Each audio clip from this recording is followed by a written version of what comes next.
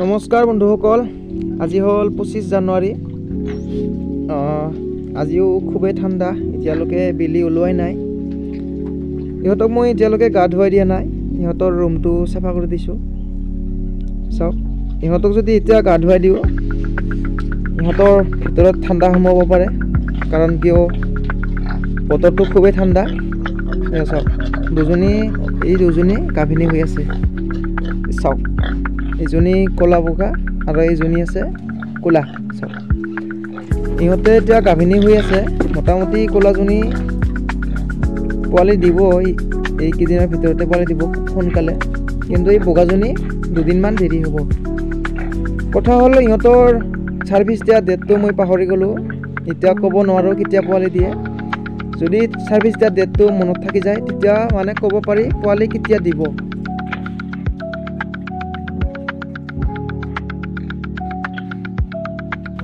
এতিয়া আমাৰ মাইকী গাহৰি এজনীৰ পৰা লক্ষণ হোৱাৰ কাৰণটো কেনেকুৱা হ'ব পাৰে?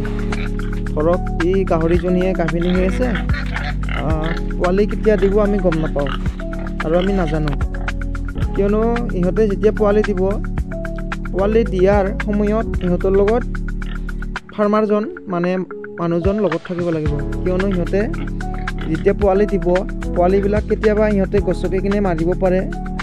হয়তো পোৱালিটোৰ নাকত বা মুখত এনেকুৱা বিজলীয়া পদাৰ্থ থাকিব পাৰে, তাৰ ফলত পোৱালিটো উশাহ ল'ব নোৱাৰিব, তাৰ ফলত পোৱালিটো মৰি যোৱাৰ চান্স থাকে। আৰু এজনী মাইকী গাহৰিক ছাৰ্ভিচ দিয়াইছোঁ, পোৱালি পাম তেনেকুৱা ভাবি থাকিলে নহ'ব। ইহঁতক সঠিকমতে দানা পানী দিব লাগিব, সঠিকমতে ইহঁতক চোৱা চিতা কৰিব লাগিব, ইহঁতক পৰিষ্কাৰ ঠাইত ৰাখিব লাগিব। তেতিয়াহে ইহঁতৰ পৰা আমি ভাল প্ৰডাকশ্যন পাব পাৰিম। কিয়নো ইহঁতক যদি সাধাৰণ জ্বৰ হৈ যায় বা নাইবা কিবা কাহ হৈ যায়, তেতিয়া আমি খুব সহজতে ভাল কৰিব লাগিব। কিয়নো ইহঁতক যদি এণ্টিবায়'টিক বা কিবা মেডিচিন দিওঁ, ইহঁতৰ ভিতৰত থকা পোৱালিকেইটাই ইহঁতৰ কষ্ট পাব পাৰে।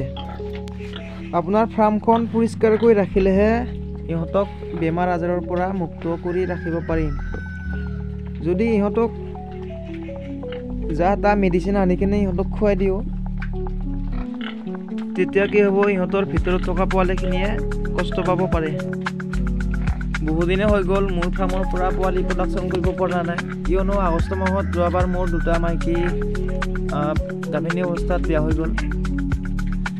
যোৱাবাৰ বাৰিষা যি দুটা মাইকা মোৰ বেয়া হৈ গ'ল, তাহাঁতৰ পৰা পোৱালি পাবলৈ ওলাইছিলোঁ, কিন্তু আগমুহূৰ্তত বেয়া হৈ গ'ল আৰু তাৰ ফলত মোৰ বহুখিনি টকা লোকচান হৈ গ'ল। মোটামুটি 40-50 হাজাৰ টকা মোৰ লোকচান হৈ গ'ল।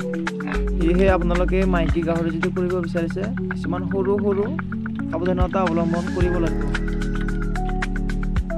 আৰু আপোনালোকে কেতিয়াও গাভিনী অৱস্থাত গাহৰিজনীক পিলৰ ঔষধ নিদিব। তেনেকুৱা ঔষধো পায়, যিটো ঔষধ আপোনাৰ গাভিনী অৱস্থাত দিব পাৰি, কিন্তু মোৰ বোধেৰে গাভিনী অৱস্থাত পিলৰ ঔষধ নিদিয়াটো ভাল। আপোনালোকে যদি দুজনী মাইকী গাহৰি পুহিব পাৰে আৰু তাৰ পৰা পোৱালি প্ৰডাকশ্যন কৰিব পাৰে, খুবেই লাভটো বেছি থাকে খাহী গাহৰিতকৈ। কিয়নো এটা পোৱালিৰ দাম আজিৰ দিনত আপোনাৰ মোটামুটি 5,000 পৰা 4-5 হাজাৰ, আপোনাৰ কমকৈ 4,000 টকা। তেতিয়াহ'লে আপোনালোকে ভাবি চাওক, আমি যদি 10টা পোৱালিও পাব পাৰোঁ, এই 10টা পোৱালিৰ পৰা আমি 4,000কৈ ধৰি ল'লোঁ, আমি দেখোন সেই 10টা পোৱালিতে 40,000 টকা পাব পাৰোঁ। এতিয়া আমি জানো আহক, এজনী চেউৰী গাহৰিৰ পৰা আমি কিমান দিনৰ মূৰত পোৱালি পাম। আপোনালোকে যেতিয়া বজাৰৰ পৰা এজনী চেউৰী গাহৰি পোৱালি কিনি আনিব, সেই পোৱালিটো আপোনাৰ যেতিয়া 8 মাহ 9 মাহ, কোনোবাটো 7 মাহত আহি যায়, হয়তো তাৰ আগতে আহিব পাৰে, এই গাহৰিজনী হিটত আহিব। হিটত অহাৰ আপোনালোকে ফাৰ্ষ্ট টাইম যেতিয়া হিটত আহিব, তেতিয়া আপোনালোকে হিটত নিদিব, তেতিয়া আপোনালোকে পোৱালি কমকৈ পোৱাৰ চান্স থাকে। যেতিয়া ছেকেণ্ড টাইম হিটত আহিব, আপোনালোকে তেতিয়া এটা পাঠা গাহৰিৰ লগত ইয়াক ছাৰ্ভিচ কৰাই দিব। আপোনালোকে যেতিয়া ছেকেণ্ড টাইম হিটত আহিব, তেতিয়া পথাটোৰ লগত ক্ৰছ কৰাই দিব। তাৰপিছত আপোনালোকে ক্ৰছ কৰোৱা দিনৰ পৰা 114 দিনৰ ভিতৰত আপোনালোকে সেই গাহৰিটোৰ পৰা পোৱালি পাব। বন্ধুসকল, আপোনালোকে যদি গাহৰি পোৱালি প্ৰডাকশ্যন কৰিব বিচাৰিছে, কিন্তু কিছুমান সৰু সৰু কথা আমি সদায় নিয়মীয়াকৈ মানি চলিব লাগিব। ভিডিঅ'টো চোৱাৰ বাবে ধন্যবাদ।